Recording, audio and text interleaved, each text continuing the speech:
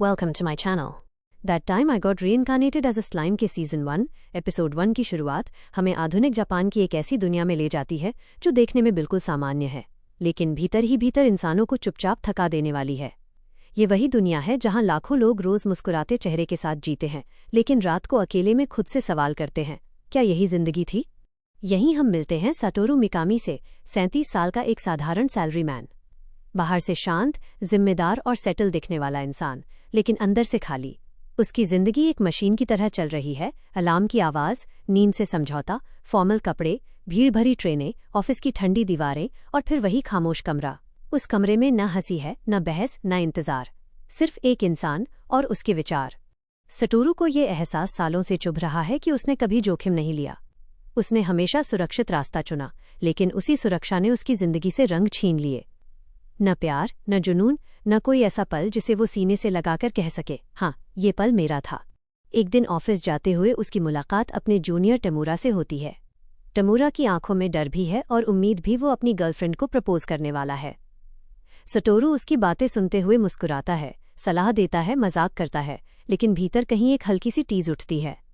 ये वही भाव है जब आप किसी और की खुशी में साथ हंसते हैं, लेकिन अंदर से जानते हैं कि आपने खुद के लिए कभी ऐसा मौका ही नहीं लिया।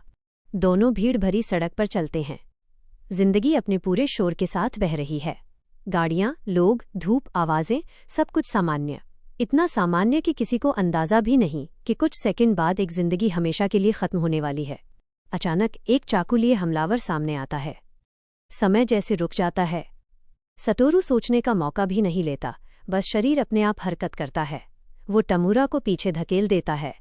यह कोई हीरो बनने का फैसला नहीं था, यह बस इंसान होने की प्रतिक्रिया थी। चाकू सटोरू को लगता है। जमीन ठंडी है, आवाजें दूर जा रही हैं।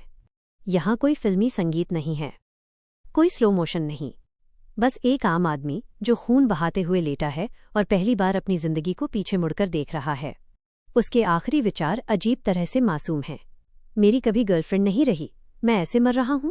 दर्द के बीच भी वो टमूरा से अपनी हार्ड ड्राइव की चिंता करता है, क्योंकि इंसान आखिर तक इंसान ही रहता है। धीरे धीरे सब अंधेरा हो जाता है और फिर एक ठंडी यांत्रिक सी आवाज। ये आवाज उसकी मौत को त्रासती नहीं, बल्कि शुरुआत बना देती है। Unique skills, predator, great sage और कई रेजिस्टेंसेस, मानो उसे दूसरा मौका दिया जा रहा हो, एक ऐसी जिंदगी के लिए जो उसने पहले कभी जी ही नहीं। जब वो होश में आता है तो वो इंसान नहीं है, वो एक स्लाइम है, नीला, नरम, बिना हाथ पैर। लेकिन अजीब बात यह है कि डर नहीं है। पहली बार आज़ादी है। अब वो आंखों से नहीं देखता, बल्कि दुनिया को महसूस करता है।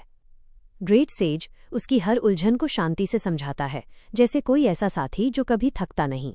प्रेडेटर उसे सिखाता है कि इस दुनिया में जीने के लिए सीखना होगा, बदलना होगा। वह खुद को एक नया नाम देता है, रिमूरू। एक नया जन्म, एक नई पहचान। गुफा के भीतर हर कदम पर खतरा है, लेकिन रिमूरू भागता नहीं। वह सीखता है, वह समझता है, क्योंकि जिसने एक जिंदगी खो दी हो, उसे खोने का डर नहीं रहता। और फिर वो मिलता है वेल्डोरा से, एक ऐसा ड्रैगन जो ताकत से भरा है, लेकिन अकेलेपन से जकड़ा हुआ। दोनों की दोस्ती किसी लड़ाई से नहीं, बल्कि बातचीत से जन्म लेती है।